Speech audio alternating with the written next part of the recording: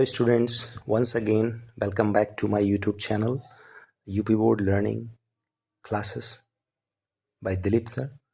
आज हम सामाजिक विज्ञान के कुछ महत्वपूर्ण प्रश्न तैयार करेंगे इतिहास वाले पोर्शन में, जिसमें पहला चैप्टर है यूरोप में राष्ट्रवाद का उदय।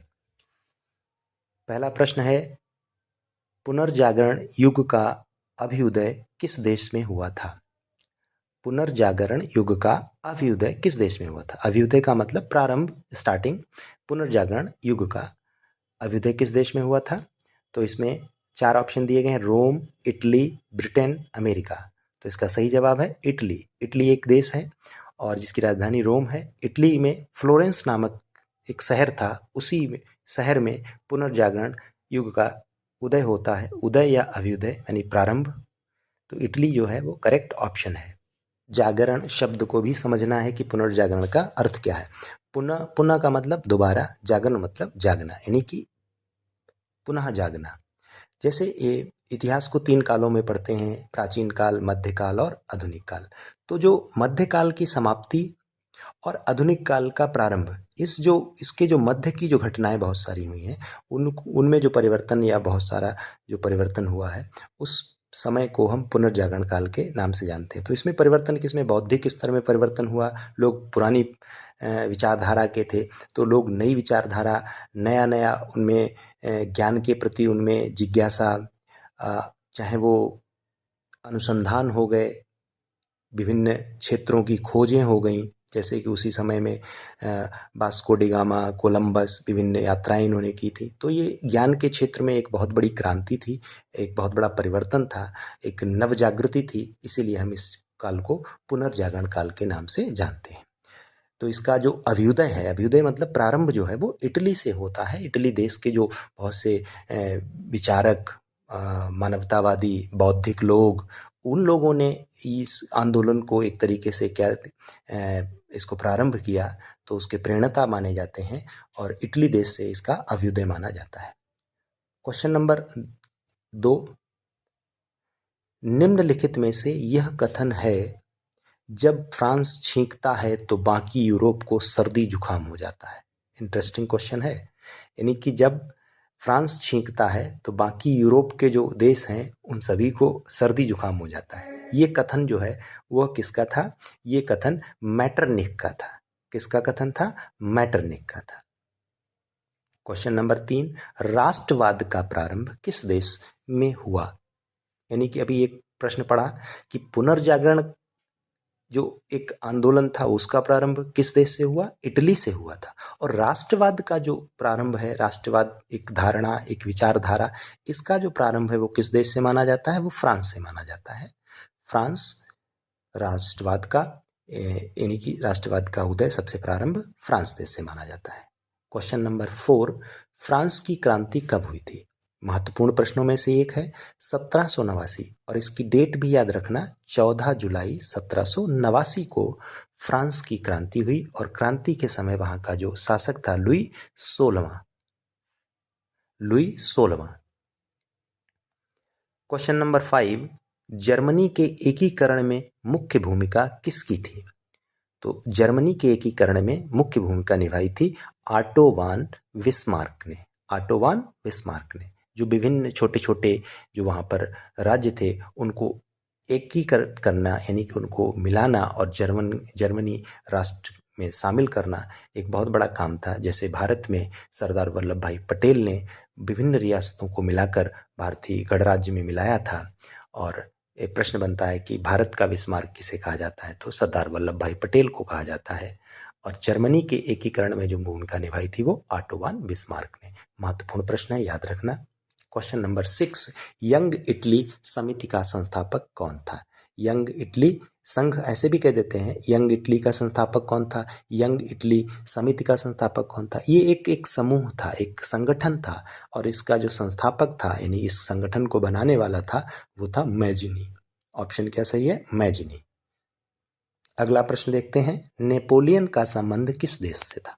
नेपोलियन जो था वो फ्रांस का सम्राट बना था और वह फ्रांस उसका संबंध जो है वो फ्रांस से है। नेपोलियन बोनापार्ट उसका पूरा नाम था और नेपोलियन जो है वो फ्रांस का सम्राट बना था। जो फ्रांस की क्रांति हुई थी उसी क्रांति के परिणाम स्वरूप वहाँ का शासक बना था। फ्रांस में गणतंत्र की घोषणा किस वर्ष हुई थी? यानी कि गणतंत्र, जैसे भारत जो है वो 26 जनवरी सन 1950 को गणतंत्र हुआ, तो फ्रांस जो है वो गणतंत्र कब हुआ था, किस वर्ष हुआ था? 1848 ईस्वी में। 1848 ईस्वी में फ्रांस जो है वो गणतंत्र हुआ और इसी वर्ष फ्रांस में महिलाओं को वोट देने का अधिकार प्राप्त हुआ, सन 1848 ईस्वी में। क्वेश्चन नंबर 9, इटली का एकीकरण किसके नेतृत्व में हुआ है? महत्वपूर्ण क्वेश्चन है। इससे पहले हमने पढ़ा था कि जर्मनी के एकीकरण में महत्वपूर्ण भूमिका किसने निभाई थी? ऑटो वन बिस्मार्क ने। और इटली का एकीकरण जो किया गया था उसमें सबसे महत्वपूर्ण भूमिका किसकी थी? गैरीबाल्डी की थी। किसकी थी? गैरीबाल्डी। क्वेश्चन नंबर 10, नेपोलियन की पराजय कब हुई थी? नेपोलियन की पराजय 1815 ईस्वी में हुई थी और जो युद्ध था उसका नाम है वाटरलू। वाटरलू के युद्ध में सन 1815 ईस्वी में नेपोलियन की पराजय हुई और इसको फिर सेंट हेलेना द्वीप में भेज दिया गया था। वाटरलू याद रखेंगे। ये भी पूछ लेते हैं कि किस युद्ध मैदान में किस जगह पर नेपोलियन की हार हुई थी? वाटरलू।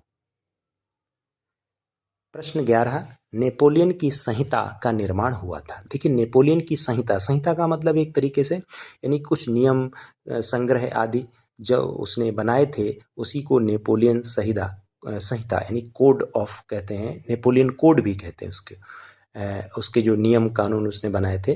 तो इसका निर्माण कब हुआ था? सन 1804 ईस्वी में नेपोलियन संहिता का निर्माण हुआ था। क्वेश्चन नंबर 12, निरंकुशवाद का तात्पर्य क्या है? देखिए निरंकुश, जिसके ऊपर कोई अंकुश ना हो, जिसके ऊपर कोई नियंत्रण ना हो। तो देखिए इसमें ऑप्शन दूसरा दिया है कि ऐसी शासन व्यवस्था जिसमें सत्ता पर किसी का अंकुश नहीं होता है, जिस पर किसी प्रकार का कोई नियंत्रण नहीं होता, निरंकुश होता है। तो जो फ्रांस के जो राजा थे, चाहे लुई 14वां, लुई 16वां, लुई 15वां, ये सब कैसे थे? निरंकुश थे। तो उनका जो शासन था वो कैसा था? निरंकुश था। निरंकुश शासन था। तो वहाँ की जो व्यवस्था थी वो निरंकुशवाद जो था वहाँ पर प्रचलित था। क्वेश्चन नंबर 13, वियना की संधि कब हुई थी? एक ऑस्ट्रिया, देखिए एक देश है, छोटा सा देश है, एक ऑस्ट्रेलिया है और एक ऑस्ट्रिया है। तो ऑस्ट्रिया की राजधानी है वियना और वहाँ पर संधि हुई थी। तो वो संधि कब हुई थी? सन 1815 ईस्वी में हुई थी। संधि मतलब दो राष्ट्रों के बीच में समझौता, संधि कहलाती है। तो वो कब हुई थी? सन 1815 ईस्वी में वियना की संधि हुई थी। क्वेश्चन नंबर 14, मैजनी का संबंध किस देश से है या कहाँ से है, किस चीज से है? तो पहला ऑप्शन सही है, इटली के एकीकरण से है। देखिए इटली के एकीकरण में कई लोगों की भूमिका थी, मैजनी, गैरीबाल्डी। तो इसमें नाम मैजनी का भी आता है इटली के एकीकरण में।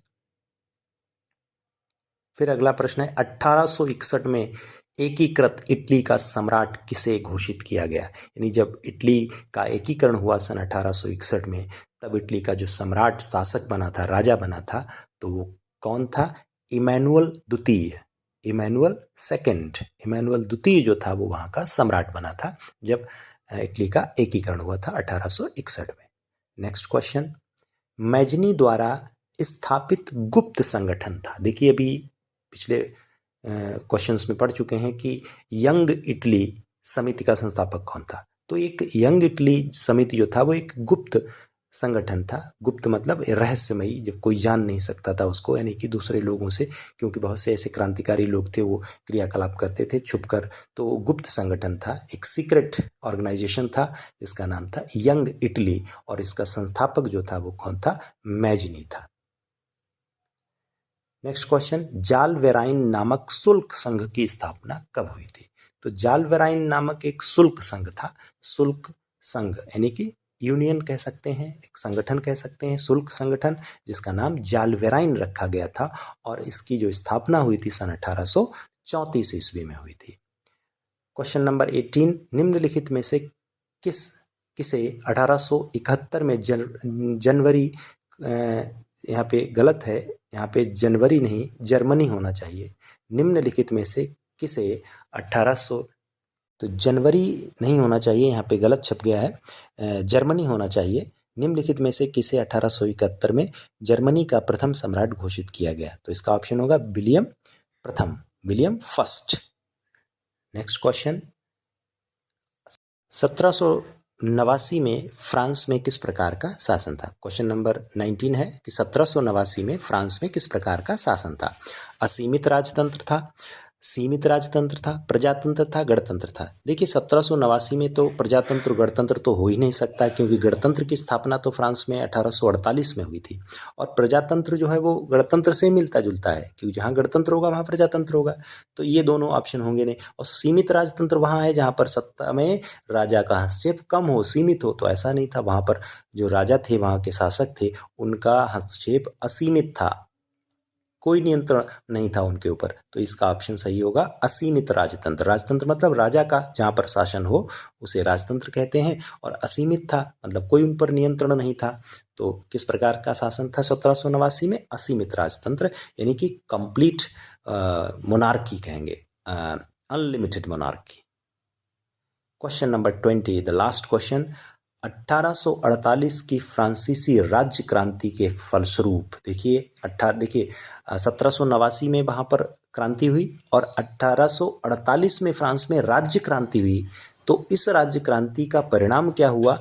इसका परिणाम ये हुआ कि फ्रांस में गणतंत्र की स्थापना हुई। France became Republic after the revolution of 1848। 1848 की जो राज्य क्रांति थी, स्टेट रेवोल्यूशन, उसके बाद फ्रांस जो था वो गणतंत्र हो गया और गणतंत्र की वहाँ पर स्थापना हुई। इस प्रकार से हमारे 20 प्रश्न कंप्लीट हुए और आप लोग इनको पढ़ते रहिएगा। बाकी जो इम्पोर्टेंट क्वेश्चंस होंगे उनकी लिंक जो है वो डिस्क्रिप्शन में दे दी जाएगी, आप उनको पढ़ते रहिएगा।